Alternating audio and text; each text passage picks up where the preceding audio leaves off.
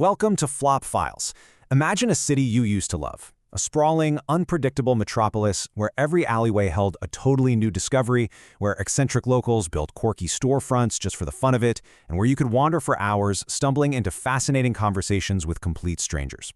Now imagine waking up one day to find that city has been bulldozed, and in its place, well, there stands a massive, sterile shopping mall. The doors are locked from the outside, the neon signs scream at you to buy, and a synthetic voice over the intercom dictates exactly which hallways you're allowed to walk down.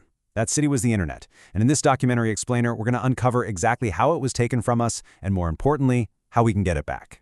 So, if you've been online recently, you've probably noticed a massive, honestly somewhat unhinged nostalgia trend taking over social media. People are suddenly posting decade-old pictures with those Snapchat dog filters and flower crowns, declaring that 2026 is the new 2016. It is everywhere right now. But this isn't just about missing glossy makeup or the mannequin challenge. It's really a collective mourning.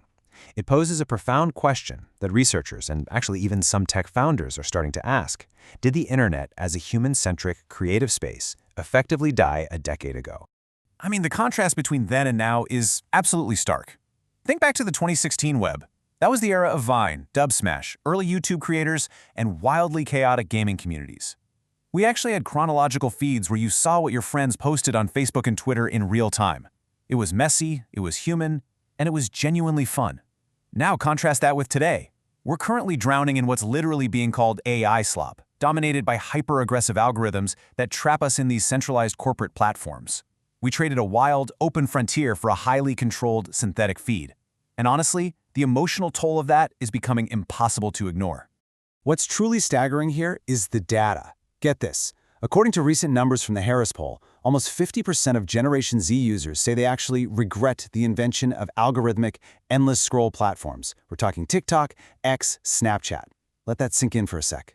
The very generation that grew up on these platforms literally wishes they didn't exist. They feel a profound sense of loss. But how did we get here? Was this just an accident of technology? No, not at all.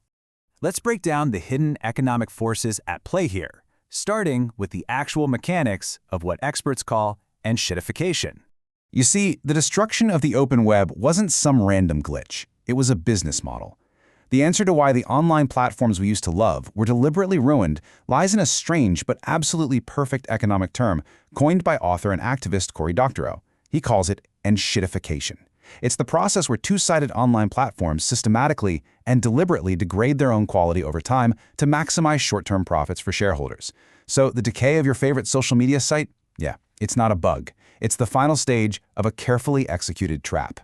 Doctorow outlines 3 inevitable steps to this platform decay. First, a platform operates at a massive loss just to offer a genuinely amazing, high-quality experience to hook users. They make it completely irresistible. Second, once all your friends are there and you're locked in by that network effect, they pivot. They start offering massive discounts and reach to advertisers, hooking them. And third, well, once both the users and the advertisers are entirely trapped, the platform squeezes everyone. They flood your feed with ads and sponsored junk, charging advertisers more for worse placement. They extract every ounce of value until the platform is just barely tolerable enough to keep you from leaving. And the crazy thing is, this isn't even a new playbook. Take a look at Tim Wu's theory of the master switch. He points out that the history of communications technology operates in this relentless cycle. We always start with a brief, beautiful period of an open system. Think the early telephone, early radio, or, you guessed it, the early internet. And it inevitably centralizes into an empire built on control. The scrappy startups of the 2010s either got eaten by the big guys, or they lived long enough to become the monopolies themselves. And once that centralization happened, the doors were thrown wide open for a completely new kind of digital takeover. Which brings us to the next massive shift: algorithms and the era of the dead internet. Because when a few massive companies control all the digital real estate, they basically pave the way for bots to replace us entirely. Entered the dead internet theory. Now, back in 2021, this started as a super fringe, deeply cynical conspiracy theory on obscure message boards. The idea was that organic human activity had completely died out, replaced by bots just talking to other bots to manipulate the public. But here's the chilling part. Over the last few years, the core observation of this theory went from a paranoid 4chan joke to a highly visible, documented reality. The internet is increasingly feeling, well, dead. And we're already seeing the forecast for where this ends up. The Copenhagen Institute for Future Studies predicts that by the year 2030, which is really not that far away, in a scenario where generative AI gets completely loose, up to 99% of content online could be AI generated. We are staring down a future where actual human-authored thoughts, art, and journalism make up a microscopic 1% fraction of the web. It'll be completely drowned out by a tidal wave of synthetic, algorithmically optimized slop designed solely to hijack our attention. And researchers are proving exactly how this happens. A study highlighted by the Knight Georgetown Institute found that recommendation systems are intentionally designed to maximize predicted short-term engagement. They just want that quick click, that instant reaction. But the data shows this absolutely does not promote long-term value for you, the user. It's the digital equivalent of feeding you nothing but candy. I mean, it gets your attention right now, for sure, but it leaves you feeling sick, empty, and entirely disconnected from what you actually wanted to learn or experience in the first place.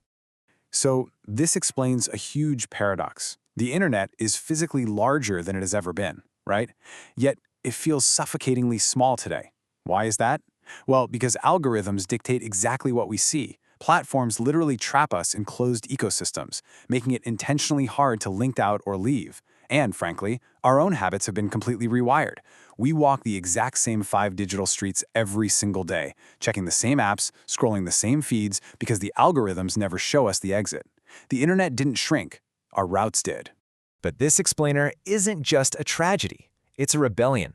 Let's talk about rebuilding the small web. Because yes, we are seeing the rise of what's being called the small web. Unlike the highly optimized, commoditized, and surveillance-driven big web that we've been talking about, the small web is making a massive grassroots comeback. It is unpolished, it is quirky, and most importantly, it is deeply, authentically human. It's built by regular people simply sharing their hobbies and passions. They aren't trying to sell you a lifestyle or go viral. They're just existing online. And people are using some incredible tools to rediscover the joy of just wandering online again. Take search engines like Wibby.me, for example.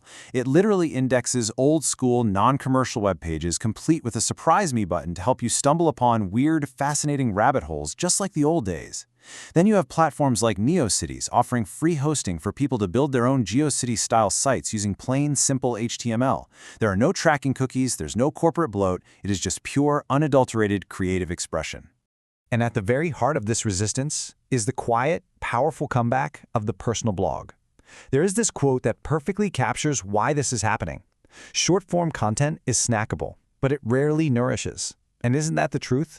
We are collectively suffering from severe algorithm fatigue. A 30-second video simply cannot build the intimacy or provide the context that a thoughtful 1,000-word essay can. We are starving for depth right now, and blogs are answering that call. Actually, today's personal blogs have evolved into brilliant algorithm-proof fortresses. First off, they use the Blog Plus newsletter model. Think platforms like Substack or Ghost, sending thoughts directly to your inbox, so no corporate feed can block them from reaching you. Second, they focus on micro-niche blogging. We're talking deeply personal stories about highly specific life experiences, like moving abroad or homesteading in a city, connecting fiercely with a small, dedicated audience. And third, they offer hybrid content, beautifully blending professional insights with real, vulnerable human struggles. And this human element, that is exactly why this movement is going to outlast the bots. In an internet overflowing with AI-generated slop, human authenticity is rapidly becoming the absolute rarest and most valuable asset on Earth. An algorithm can easily rate a generic article, sure, but it cannot replicate your lived experience. It cannot simulate your emotional nuance. It cannot fake your specific worldview. Your human voice is your ultimate edge. And on a broader scale, experts actually have a structural plan to halt platform decay. Remember Cory Doctorow? He argues we need to demand 2 major things to fix the big platforms. First, the end-to-end principle, meaning if I subscribe to a creator, the platform must deliver their content to me directly, not whatever the algorithm prefers to show me that day. And second, the right of exit. We need interoperability. We must be able to pack up our data, our friends, and our content, and leave a bad platform for a better one without losing everything. Which brings us to the end of our journey today on Flop Files. The internet used to be a place of pure exploration, a digital frontier that belonged to all of us before it was paved over by corporate monopolies and AI bots. But you know what? The master switch hasn't fully flipped yet. The tools to rebuild the small web are sitting right in front of us. So I'm going to leave you with this question. Will you continue to let a machine dictate your digital life, or will you stop scrolling, break out of the feed, and start carving out your very own corner of the internet? The choice is entirely yours.